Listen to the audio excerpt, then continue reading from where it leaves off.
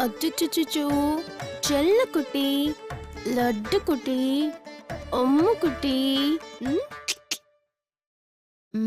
என்கிட்ட நீ நல்லா ஒட்டிக்கிட்ட. நீ உன் அம்மா கிட்ட தானே இருக்கணும். சரி, உனக்கு பேர் வைக்க போறாங்க தெரியுமா? இனிமே உன்னை செல்ல குட்டி அப்படி இப்படின்லாம் கூப்பிட தேவையில்லை. பேர் வச்சே கூப்பிடலாம். ஆமா, உனக்கு என்ன பேர் வைக்கலாம்? ஸ்னேகா? நீ சிரிக்கிறதே இல்ல. அப்புறம் எதுக்கு உனக்கு ஸ்னேகான்ற பேரு? அழமூஞ்சி பாப்பாக்கு அந்த பேர்லாம் கிடையாது.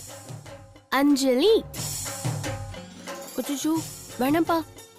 நீ உங்க அம்மா கிட்ட சண்டை போட்டுட்டே இருப்ப. வேற பேர் வைக்கலாம் உனக்கு.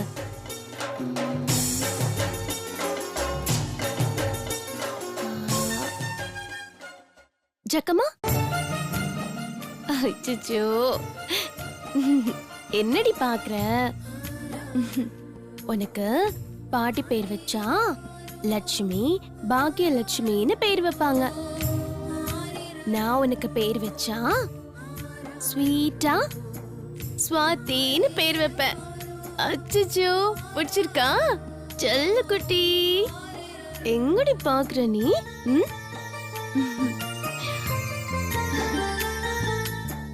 சித்ரா, நீ சொன்ன மாதிரி நாளை மறுநாளே பேர் வைக்கிற ஃபங்க்ஷன் நடத்த முடியுமா? என்ன செய்யறது சுமித்ரா? ஜோசியர் சொல்லிட்டாரே, குழந்தையோட நட்சத்திரத்துக்கு நாளை மறுநாள் செஞ்சா ரொம்ப நல்லா இருக்குமா? சுமித்ரா, சித்ரா, இந்த நல்ல நாள்ல பேர் வைக்கிற ஃபங்க்ஷன் நடத்திடலாம். சாஸ்திரத்தை மீற வேண்டாம். அத்தை, எல்லாமே ரெடி பண்ணணுமே அத்தை. அதெல்லாம் இல்ல பண்ணிடலாம். பார் சுமித்ரா, நான் எல்லாத்தையும் பிளான் பண்ணி வச்சிட்டேன். நானும் பிரியாவும் வேண்டியவங்க எல்லாரையும் கூப்பிட்டுறோம். நீயும் யமுனாவும் சமையல் வேலையெல்லாம் பாத்துக்கோங்க. அப்புறம் எனக்கு என்ன வேலை இருக்கு? நீங்க என் கூட வாங்க, போய் ட்ரெஸ் எடுத்துட்டு வந்துருவோம். ட்ரெஸ்ஸோட சேர்த்து ஜுவல்ஸையும் வாங்கிடுவோம். ஒரு லிஸ்ட் போடு. ஆ. என் தங்கத்துக்கு தங்கம் வாங்கணும்.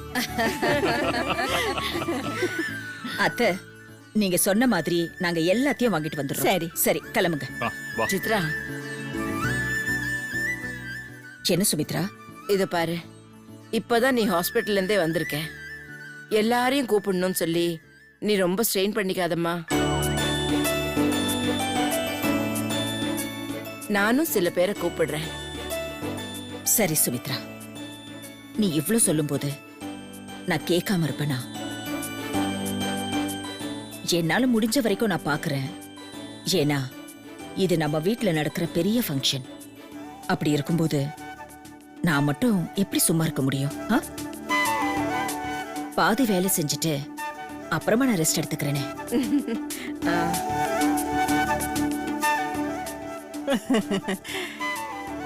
இனிமே நீ எப்படி ரெஸ்ட் எடுக்க முடியும்? குழந்தைன்னு ஒண்ணு வந்ததுக்கு அப்புறம் அதுக்கு சாப்பாடு ஊட்டுறது, அது ஆடுறத பாக்குறது, விளையாடுறத பாக்குறது, அதுக்கே நேரம் இருக்காதே.